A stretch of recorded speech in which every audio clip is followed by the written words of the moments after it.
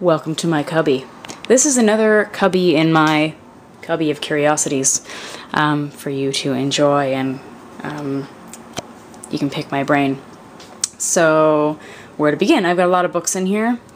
This is a history of the world, and it's an old textbook that actually has question and answer things at the end of the chapters, which I love. I haven't, well actually, you know what, I did read it all, but I haven't read it recently. I just love it. Let me see if I can take it out. Show you. Yep. Oh, maybe not. The Vise is in the way. The Vise is in the way! I'm just gonna knock everything over trying to do this. So, old school sketches. There are my question and answer pages. This is very difficult to turn the pages with my hanky. You bastard. There we go. Suggestions.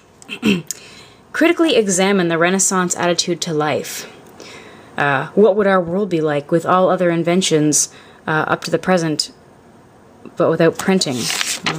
Whatever. Renaissance art. Revolt against absolutism in the Netherlands. Where does it end? Wars of 17th and 18th centuries. I just made a mess. Pardon me. From Ancient Times to 1760. Published by Chester W. New and Charles E. Phillips. And the date it was printed was 1953. Yeah, it's amazing. So, there's that. What I'm more excited about is having a copy of, oh my god, Ancient Times History of the Early World by James Breasted, because they don't print this anymore, really. Crap. I'm trying to open it without ripping it, so there we go. Ta-da! James Henry Breasted, 2nd edition. 1935. Copyright 1916. And I've definitely written in it. And it goes through different ages, Bronze Age, Metal, Someone else, it was a textbook, obviously, so people... Actually, I think a professor owned this because you've got the little paragraph symbol here and there, and then they'll have questions or underlines that they think they're going to bring up in some sort of class. So, I love that.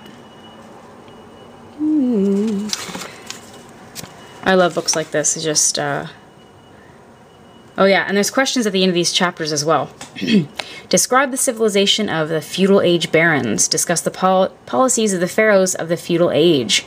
What great commercial link between the two seas was created? What were the consequences of Akhenaten's movement? Tell me about the Amarna letters. Oh, they spell it Akhenaten. Amazing. I mean, look at all this. Question mark. Geographical, like, I mean, and then up here in the corner it says something like, we need to discuss these and something, etc. land, and then geography, speaking of the people. So I definitely think this was used as, to create a course. This is amazing. Let's just not drop things anymore. And then out of curiosity, I picked up this history of trade and commerce, which is really interesting because that is... Oh my god. I'm going to drop everything. Because this one is really in relation to Canada.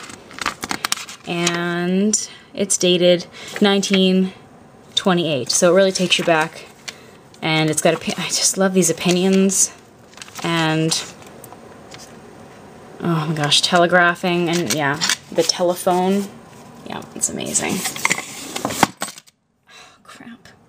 Shh. I'm making a huge mess now. There we go. Oh. Okay. Ballroom dancing. A guide to it, because I do want to do that someday. Great Expectations, which I thought was amazing. I only read that 4 years ago, I think, maybe, but I've had that copy of the book for 6 years. And it was nothing like I thought it was going to be because I had no idea. Like, I've never read it in school. No one ever told me what it was about. So the whole rotten cake thing and all this weirdness, I had no idea that it was that kind of, what the characters were going to be like. Don Quixote, or Coyote, is an amazing story of Don Quixote, but set in the West. It's phenomenal. I loved it, and I would definitely say check it out if it's still in print. This tin is my jewelry, but I loved it even though it's a liquor tin. This is Kuzmi tea, which I'll do a review of later, which is buffalo grass green tea. It is delicious. It's really delicious. It's sweet. It tastes like sweet grass. Buffalo grass is similar. And it's a really nice light tea, and it's amazing to have while reading these books, so I have it in here. Rocks, Minerals, and Gemstones. Basic handbook that tells me about structures of stones when I want to look them up, places where they may originate, and places they may be found in the world, so that's helpful for me in studying geology. And this is Mickey Mouse in Greek, but I got it because Scrooge McDuck is there, and that's my souvenir of Greece. That and a jar of olives that I smuggled through in my suitcase and ate. I still have the glass jar. But I can't read Greek, so anyway. There's my vise from when I used to make jewelry and to use with my Dremel tool.